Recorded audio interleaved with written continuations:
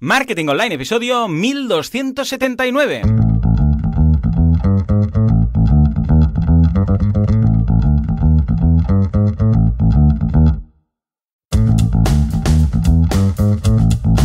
Muy buenos días a todo el mundo y bienvenidos un día más, una jornada más, un jueves más a Marketing Online, el programa, el podcast, en el que hablamos de todos esos conceptos, técnicas, estrategias y noticias del marketing digital, del marketing en internet, del marketing 2.0, del inbound marketing, del marketing de redes, del marketing de da igual, llamadle como queráis, esto es Marketing Online.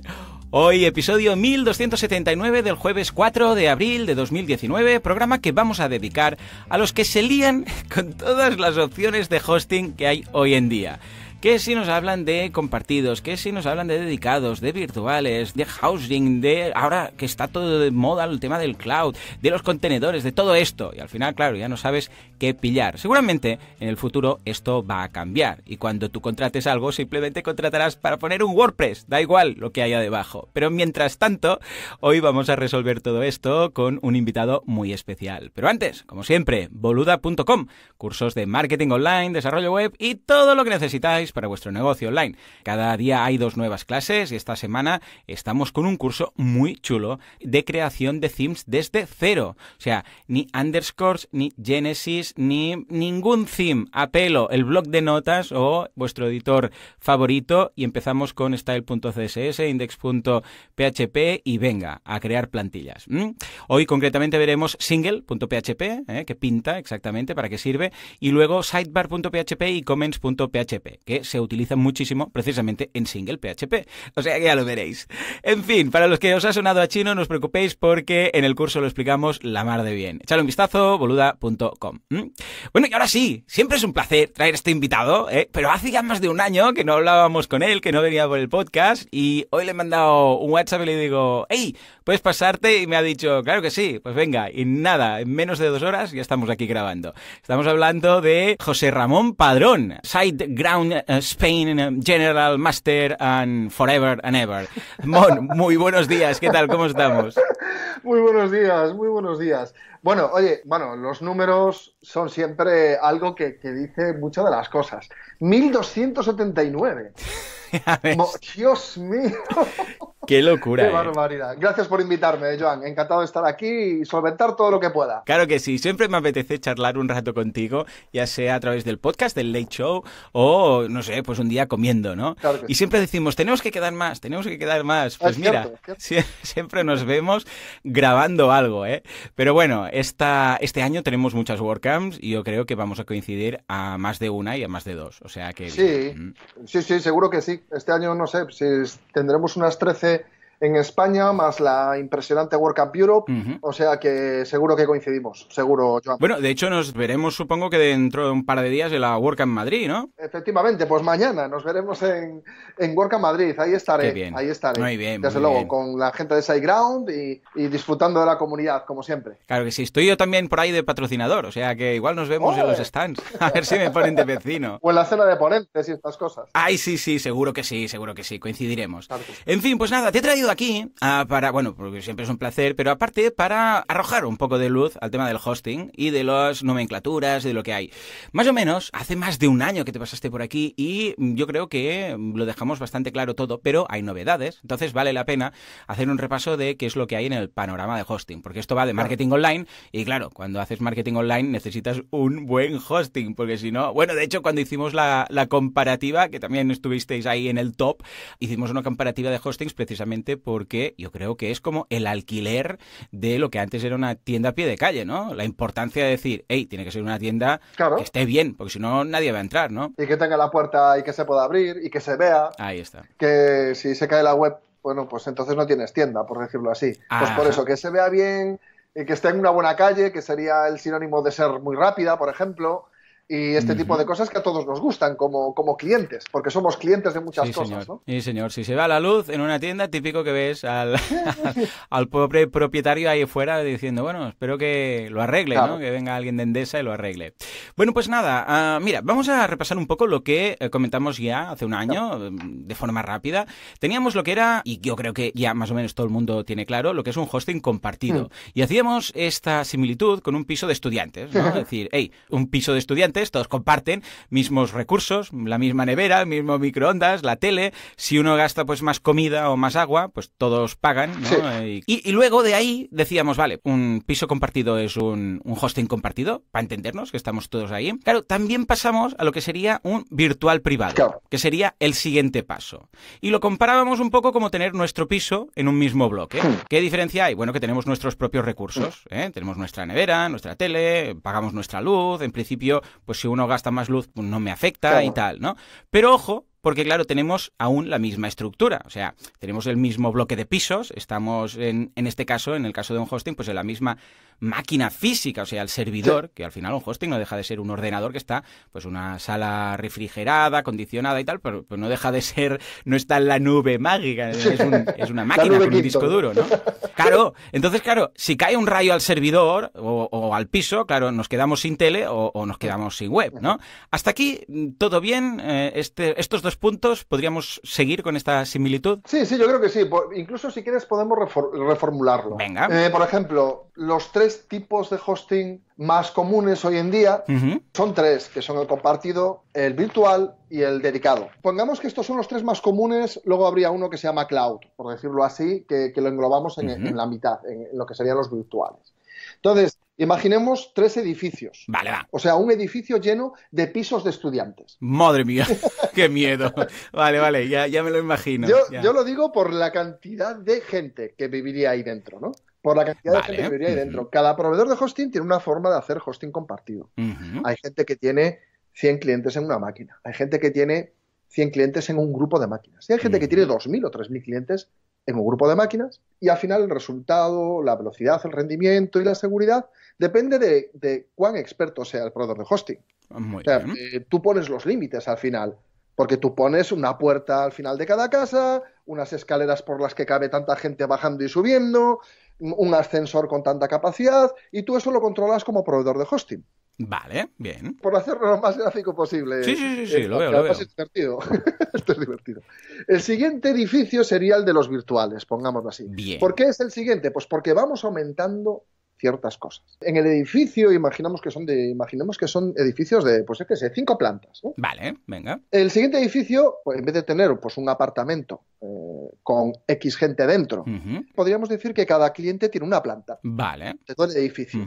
Imaginemos que hay 5 clientes. Perfecto. Pero puede ser 5 como si el proveedor de hosting lo divide en 20. Bien. Pero no lo va a dividir ni en 600, ni en 1.000, ni en 2.000. Lo va a dividir en un número mucho menor. Vale. Y además, el constructor nos permite, pues mira, oye, puedes personalizar la puerta.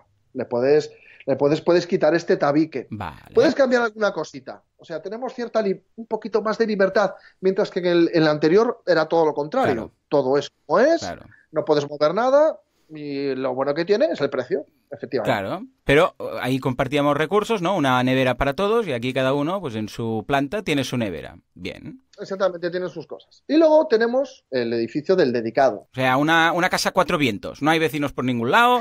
Si alguien la lía, no puede pasar nada. O sea, estás totalmente aislado, por decirlo así. Exactamente. A ti te llega la electricidad, el agua, te llega todo, pero para ti solo. Bien. Esta es la gran diferencia. Esta es más o menos la proporción de número de clientes y prestaciones que todos los proveedores de hosting mantenemos. Vale, o sea, recordemos, tenemos compartido, virtual y dedicado. Que el dedicado tienes tu casa. Exactamente. Y tú lo que organices queda ahí. Lo que pasa en Las Vegas queda en Las Vegas. Exactamente. Vale, entonces, ¿podría darse el caso que vaya más rápido? Un virtual es un piso que tiene todas las comodidades, aunque sea solamente un piso. En cambio, si te vas a una casa, puede ser que sea un servidor dedicado, todo para ti, pero que por precio pues sea inferior y no tenga tantas comodidades, ¿no?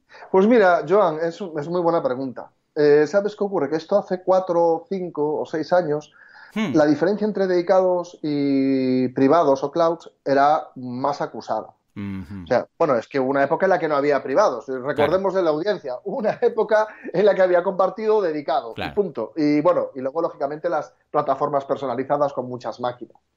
Entonces, cuando apareció el virtual, pues apareció de una forma discreta. ¿Cuán grande podía ser tu virtual? ¿No? Pues eso, pues 4 cores, 4 gigas de aquellas. Hablo de cuando había IBM 306, cuando salieron los servidores virtuales, y tenía, bueno, es que ya no me acuerdo ni de las prestaciones, pero tenían 500 megas de RAM. ¿Qué ha pasado? Que últimamente los servidores virtuales pueden llegar a cifras increíbles en cuanto a rendimiento. Por ejemplo, te pongo el ejemplo de SiteGround. Nosotros podemos habilitar servidores virtuales que nosotros llamamos cloud, y ahora explicaré por qué, de hasta 32 cores, 128 gigas de RAM y 1 tera de ISO. Claro.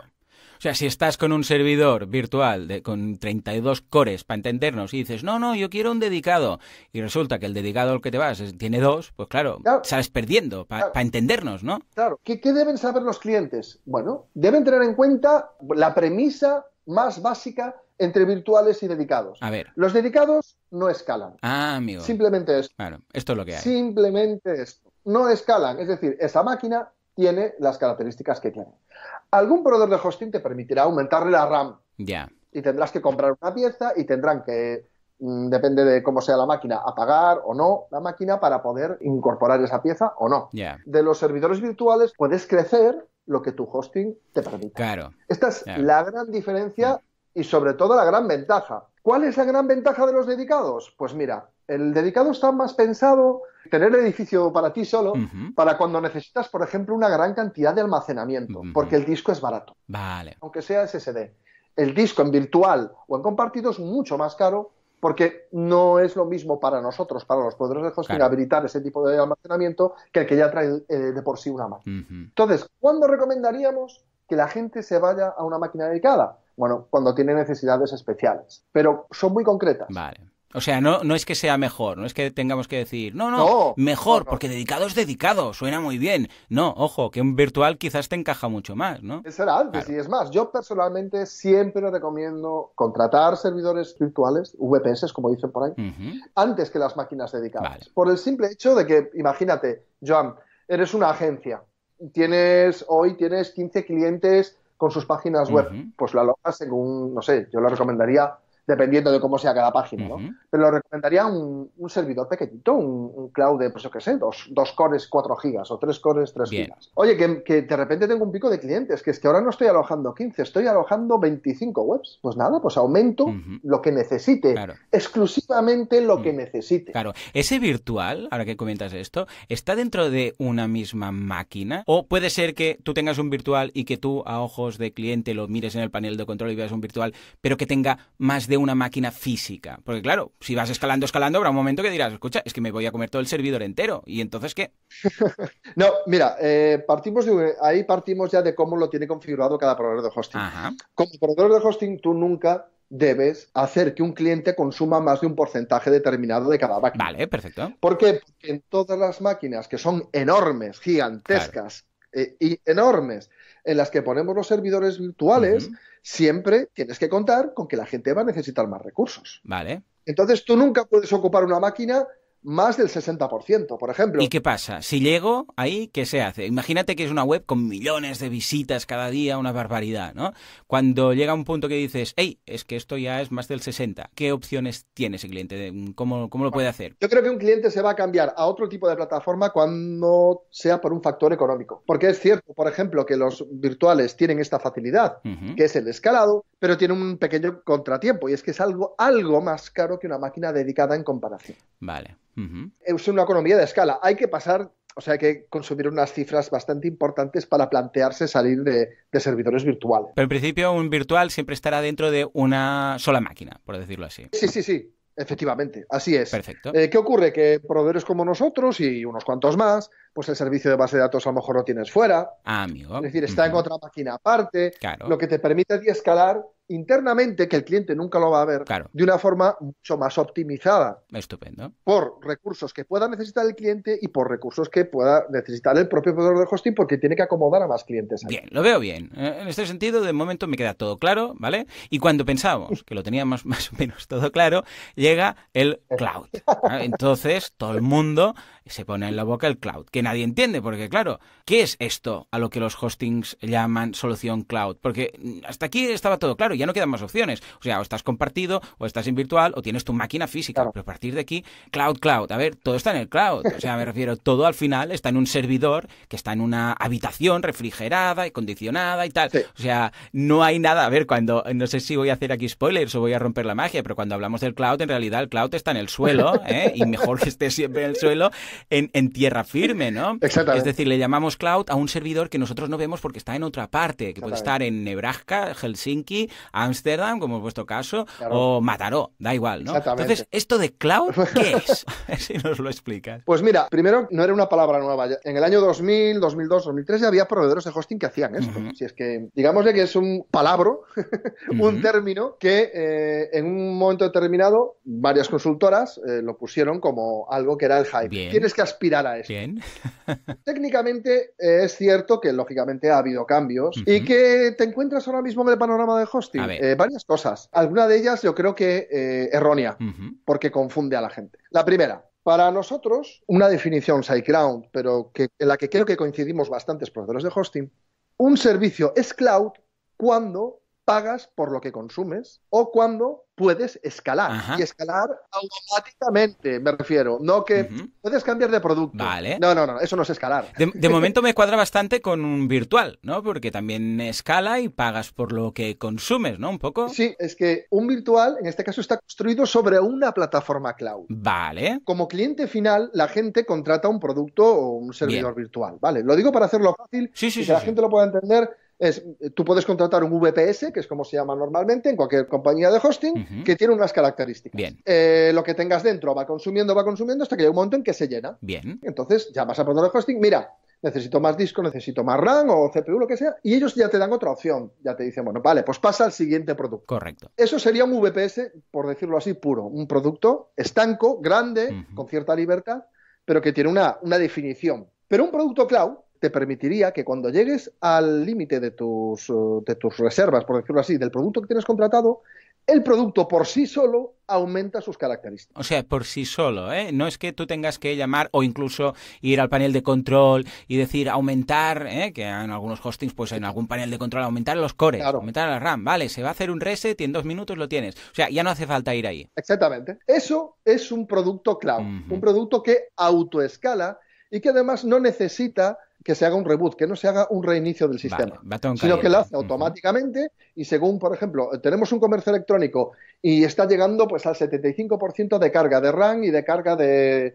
CPU, pues automáticamente añade un nuevo core y un nuevo giga de RAM, ¿vale? Y mantiene la carga ahí para evitar que la máquina colapse. Bien, es una especie de virtual elástico. Vale, de acuerdo, o sea, pero es muy similar, me refiero a que igual tu cloud es un cloud que está dentro de una máquina gigantesca con otros virtuales y otros cloud, ¿no? Exactamente, y por eso te decía que ahora vamos al edificio, ¿vale? Volvemos al edificio.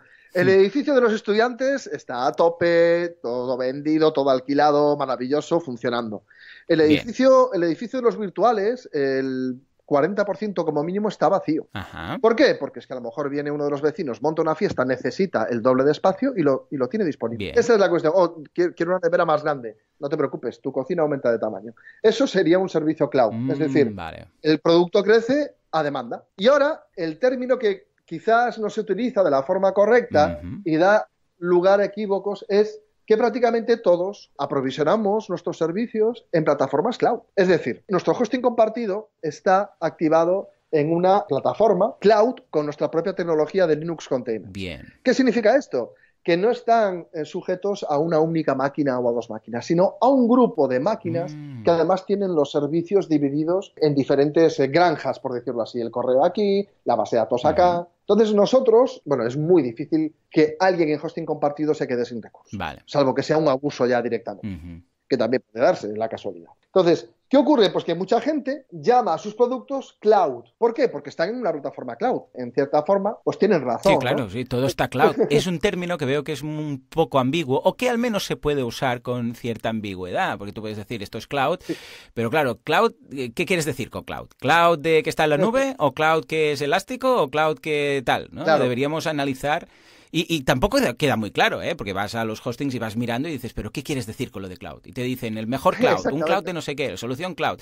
Y dices, ¿pero qué contrato entonces? ¿Contrato un virtual? ¿Contrato un cloud? Si estoy contratando cloud, estoy contratando un virtual en realidad. O sea, es un poco lioso en ocasiones. Hombre, al final debemos darnos cuenta que los proveedores de hosting lo que hacemos es aprovechar al máximo los recursos que tenemos. Entonces, gracias a la virtualización y este tipo de tecnologías, pues la gente dispone de productos más versátiles, optimizados y más económicos de como eran en el pasado. O sea, pero ¿qué ocurre? Que hay cierta ambigüedad.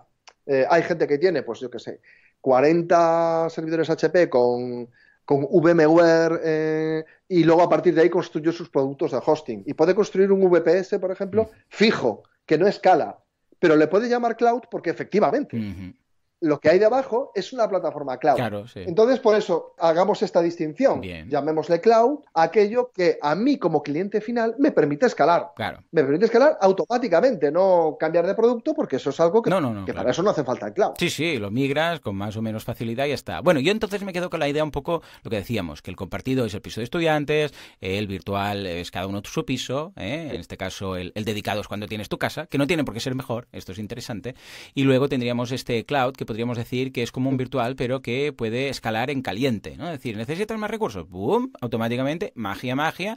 Esta sala que era de 20 metros, ahora es de 40 metros, y escucha, no has tenido ni que avisar. Yo cuando he visto que estaba esto ahí a tope, se han aumentado las capacidades. Y además, como cliente, si quiero que no escale, pues no escala. Claro. Lo digo por si hay alguien que tiene un presupuesto fijo, que no se puede pasar, pues no pasa nada.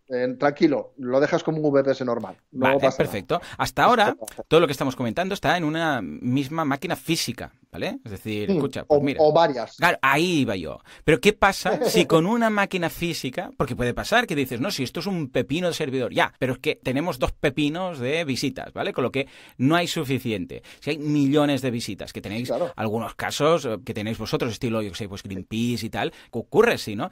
Mi pregunta es, ¿se puede repartir esto en varios servidores? Es decir, puede ser que un ordenador solo o un servidor solo no dé abasto. Efectivamente, es que llega un momento en que ya tienes que empezar a pensar en otro tipo de soluciones, porque todo tiene un límite. Todo tiene un límite y además muchas veces es sano que, por ejemplo, un proyecto no esté ubicado en un único nodo, llamémosle nodo a una solución, que puede ser un hosting compartido, que puede ser un virtual o que puede ser un dedicado.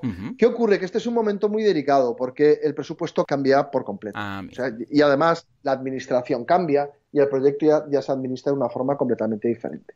¿Cómo es este escalado? Pues mira, yo te pongo el típico caso del cliente que ha ocurrido en SiteGround, que ha empezado con un hosting compartido, que tenía 80, 90 mil visitas, le ha ido muy bien, ha cambiado a un cloud, pues no sé, de 10 cores, 10 gigas, ha llegado hasta los 16 cores, 16 gigas, que en su momento era el límite que teníamos, que ahora es otro completamente diferente. Como te decía, eran 32 cores, 128 gigas y un tera de disco, que eso ya es un virtual grande, y no fue suficiente. Y entonces ha pasado a lo que nosotros llamamos Enterprise. Vale.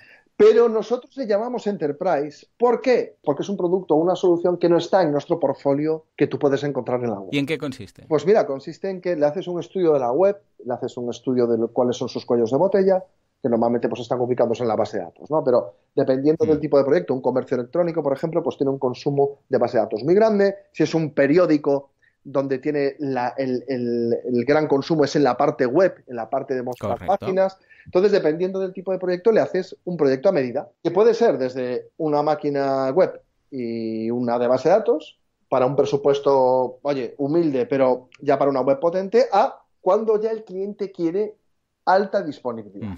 Y ahí entramos en palabras mayores. ¿Por qué? Porque la alta disponibilidad triplica, cuatriplica cualquier presupuesto. Claro. Pero bueno, claro, si alguien ya no tiene suficiente con 32 cores, digo yo que debe estar monetizando, porque si no ya me explicarás, ¿no? Desde luego. Claro. Desde luego, hay muchísimos proyectos que son así, muchísimos. Uno de los que alojamos, por ejemplo, es Yoast, el famoso plugin de SEO, y este, pues lógicamente es una plataforma de WooCommerce, con WordPress, además utiliza Node.js. Composer, es decir, ya es una amalgama a la que tú le das servicios. Son productos personalizados. ¿Esto suele hacerse en máquinas propias, en servidores propios, o se trabaja también en virtuales? Se puede trabajar en esas dos vertientes. Vale. Eso depende de cuán privada quieres que sea su infraestructura. Para proyectos que son muy delicados, con muchos millones de visitas, SiteGround en particular siempre recomienda las soluciones cloud privado. ¿Qué es un cloud privado?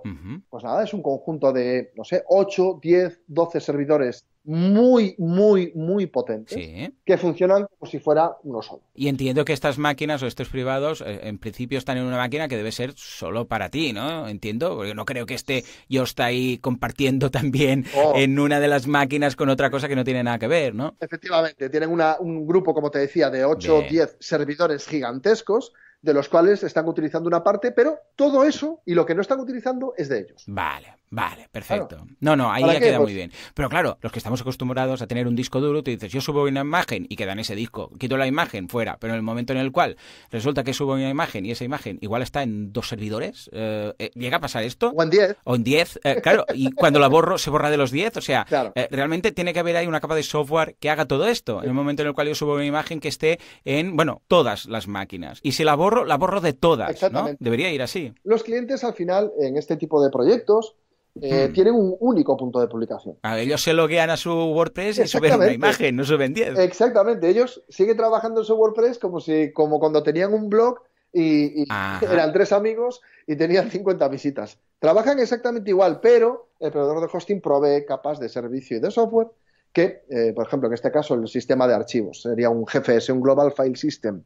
Es un sistema que conecta a todas las máquinas, que tiene un espacio compartido para todas y de las cuales, por ejemplo, los servidores web, que pueden ser 6, 8, 10, 20, toman todos contenido de esa zona. Y tiene que ir súper sincronizado. Exactamente. Esto, claro. Es lo más importante dentro del hosting enterprise, es que todo tiene que ser muy equilibrado, todo tiene que tener la misma versión de software, las máquinas tienen que correr lo mismo para que el servicio vaya bien, además de que las personas que están detrás tienen un conocimiento no solamente del software que utilizan, sino del propio cliente.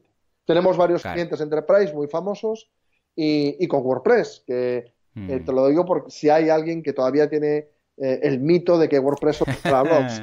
Pues no. Sí, cierto. No, está clarísimo. Creo que ya lo hemos superado ese mito, pero que quede claro. Que quede claro. No, está bien en ese sentido. Lo que pasa es que yo te digo, que acojona un poco, porque el hecho de decir, ostras, subo una imagen, no, espera, me he equivocado, la borro, vuelvo a subir. Esto va a estar bien y todo el mundo va a ver la misma. Sí. Bueno, esto ya parece bastante mágico, pero cuando además tenemos que hacer esto con bases de datos, y ahí ya, tiemblo. Imagínate. Porque claro, una imagen, subes, bajas y tal, pero, ostras, ¿qué pasa si tenemos réplicas? Porque llegaría el momento, ¿no? De decir, es que yo lo subo un artículo en WordPress y yo sé que en mi caso pues queda en la base de WP Posts y queda ahí el texto, pero cuando resulta que tengo igual 2 réplicas o 3 de la base de datos, claro, quiere decir que yo lo subo y automáticamente, de forma automágica, se reparte a todas las copias, entre comillas, de esa base de datos para servirse donde haga falta. ¿Funciona también así? Pues funciona también así y te lo voy a poner todavía peor, Joan. Tú solo hablas de la capa de base de datos, pero ¿qué ocurre si tenemos unas herramientas de caché cumpliendo su cometido? ¿Y qué ocurre si además delante tienes un balanceador que está haciendo de proxy y también hace de caché? ¿Y qué ocurre si además delante de todo esto tienes un sistema de CDN que también ha recogido esa imagen? Claro, es por esto que hay ciertos proyectos que solo pueden ser manejados por expertos. Totalmente. El balanceador que has mencionado, entiendo que se trata de un software o incluso a veces es a nivel físico, hard, que reparte las visitas de forma que quede siempre balanceado, de ahí el nombre, y que no haya un servidor pues más recargado que el otro, ¿no? Que si uno tiene más recursos, pues las visitas para allá, y si este está más recargado, por aquí. Sí, hay varias formas de configurar balanceadores. Para que la gente lo sepa, efectivamente es esa pieza de software o de hardware, o ambas, que se pone en el frontal, delante del... visualmente hablando, porque no tiene por qué ser así. Sí. Pero visualmente siempre lo colocamos delante de los servidores web, que se encargan efectivamente de recoger todas las peticiones de los usuarios y repartirlas entre los diferentes nodos frontales que tiene la plataforma. Y hay varias formas de configurarlos, pues por round robin, por la máquina que esté más ocupada, de forma completamente igualitaria, una sesión por cada máquina, por cookie. Es decir, hay varias formas de configurarlo, dependiendo del proyecto, porque no todos los proyectos son iguales y algunos requerirán una forma diferente. Vale, parece mágico que esto funcione, Mon, de verdad. Cuando más sabes de las cosas, esto funciona. Le doy aquí publicar y se publica, pero cuando ves todo lo que hay detrás, dices, madre mía de Dios. Bueno, va, ya acabando, que hoy nos van a matar, pero es que yo creo que hacía falta un programa de estos un poquito más largos, ya me vais a permitir. Cuando ya teníamos todo más o menos esto controlado, resulta que todo el mundo ahora también habla de los contenedores, ¿no? Claro, ¿qué diferencia hay con lo que hemos hablado hasta ahora? Todo lo que hemos dicho hasta ahora, el compartido, el virtual, el propio, el dedicado, el cloud, todo. Ahora que ya más o menos lo teníamos claro, llega el tema de los contenedores, ¿no? ¿Dónde están estos contenedores? O sea, están dentro de un servidor al fin y al cabo, ¿no? Entonces, ¿pero este servidor qué es? ¿Es un compartido? ¿Es un virtual? O sea, ¿cómo se mezclan ambos conceptos? Yo creo que realmente es un término mal utilizado, Joan. O sea, los contenedores, por ejemplo, los Linux containers es una forma de virtualización. Vale. Si la gente empieza a utilizar containers como si fuese un producto de hosting, ya la hemos liado. Yo creo que sí, que es liarlo un poco más. Vale, o sea, no deja de ser una forma de virtualizar, de hacer un servidor virtual, ¿no? Y en particular es la que tiene SiteGround. Nosotros tenemos nuestra propia versión de Linux containers que nos permite hacer cambios escalados de RAM o de procesador en 5 segundos. Madre. En 5 segundos. ¿Pero por qué? Porque es una versión propia. Somos uno de los pocos proveedores que tiene parches en el kernel de Linux publicados. O sea, de esto hay un equipo dentro de SiteGround que sabe mucho de ello. Entonces, para que la gente se aclare, contenedor no es más que una forma de virtualización, Linux Container. Yo no lo utilizaría como un vocablo o definición de hosting, no lo haría. No, perfecto, entonces queda claro. Mira, nos has simplificado, porque claro. Sería un VPS. ¿Qué ocurre? Que ahora hay muchas tecnologías tipo Docker, tipo Vagrant, por poner un ejemplo. Claro. Un entorno con este software, con estas versiones, automáticamente publicarlo en un proveedor de hosting. Claro. Tal y como lo tienes a nivel local, lo cual para los DevOps, para los desarrolladores es magia, ayuda mucho y te permite desarrollar una velocidad mucho mayor en un entorno igual que el que tendrías en producción. Y eso son lo que nosotros sí podríamos denominar contenedores también, pero no es hosting. Claro, no, es una tecnología que permite virtualizar, pero no lo saquemos de contexto porque entonces la gente ya se lía del todo, ¿no? Sí. Hoy, estos días, tenemos aquí al plató, tenemos a Ivonne Azcoitia, que está trabajando y preparando cosillas, ¿no? Ha venido a visitarnos, bien. Sí, y me decía hoy, estábamos charlando y decía, habrá un día que tú vas a contratar un WordPress, no vas a contratar un hosting. Sí, ese es el siguiente paso. Eso es lo que comentábamos en el Late Show, ¿te acuerdas? Sí, porque es que realmente será eso. Yo quiero un WordPress, me da igual si es un compartido, si es un virtual, si es un cloud. Yo quiero un WordPress y que esto funcione siempre, ¿no? Ahora es curioso porque cuando hicimos la comparativa SiteGround de hostings, SiteGround era el único que tenía el proceso desde que contratabas el hosting hasta que tenías el WordPress instalado del todo, ¿no? O sea, tú contratabas el hosting, el dominio hosting y te seguía el proceso, el proceso de instalación. Exacto, claro. Y entonces ya acababas, ¿no? Me llamó mucho la atención, ¿no? Y se lo comentaba a Ivonne y me decía, bueno, ahora el siguiente paso es hacerlo al revés, que tú contratas el WordPress, ¿vale? O el WordPress o el Joomla o el PrestaShop o lo que sea, y te monta la infraestructura debajo, ¿vale? Es decir, no te preocupes por lo otro. ¿Tú qué quieres? ¿Un WordPress? Toma, el WordPress. Le das al botón de WordPress y ¡pam! Tienes el WordPress. Debajo ya lo haremos funcionar. Ahí está. ¿Llegaremos a eso? Sí, claro que sí. Es el siguiente paso. Ya te digo, dentro de mi bola de cristal, en el futuro los proveedores de hosting hablarán más de CPU, ni de RAM, ni de disco, ni de cosas de este estilo, sino del servicio de la web como servicio. Muy bien. Simplemente. Lo veo clave en ese sentido. Bueno, escucha, yo creo que ahora sí, finalmente, hemos arrojado luz sobre todo esto. Bueno, habría muchas cosas más que podríamos comentar, madre mía, porque aquí hemos hecho un resumen para el cliente que está pensando en contratar algo, porque realmente, si escucha a alguien empezar a indagar, a ver todo lo que hay debajo del capó, pues bueno. Bueno, Mon, como siempre, un placer. Siempre es una pasada tenerte por aquí, que nos vengas a clarificar todos estos conceptos, a ver qué nos depara el futuro. El placer es mío. Y nada, claro, nos vemos dentro de... Bueno, hablaré contigo mucho antes, por supuesto, pero como mínimo una vez al año, pásate por aquí, nos hablas de las novedades del mundo hosting y a ver si la próxima vez que te pasas, pues ya tenemos la posibilidad de contratar directamente un WordPress o un Joomla Joomla y que todo funcione automáticamente. ¿De acuerdo? Es cierto. Muchísimas gracias, John. El placer es mío. Es un auténtico placer poder hablar aquí y ser entrevistado. Es un placer. Muchas gracias, John. Igualmente. Pues nada, nos vemos en Madrid dentro de un par de días. ¿Te parece? Nada. Estupendo. Eso está hecho. Muy bien. Pues nada, señores, hasta aquí el programa de hoy. Como siempre, muchísimas gracias por todo, por vuestras valoraciones de 5 estrellas en iTunes, por vuestros me gusta y comentarios en iVoox. Gracias por estar ahí al otro lado, suscribiros a los cursos y hacer todo esto sostenible. Señores, nos escuchamos mañana viernes con un monográfico elegido por vosotros mismos, como siempre, a las 7:07. Hasta entonces, muy buenos días.